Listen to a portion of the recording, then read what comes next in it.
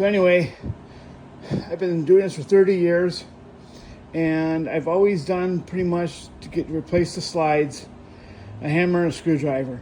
And over 30 years, I finally figured a better way of doing it, I think, and I'm going to use my air hammer and chisel.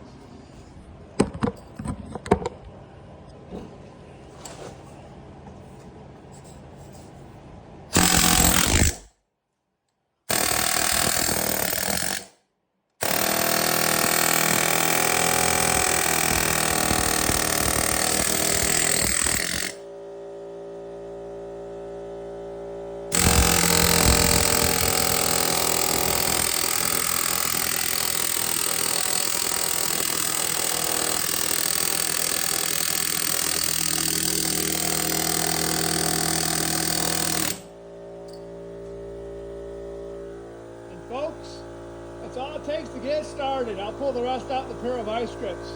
Ta-da!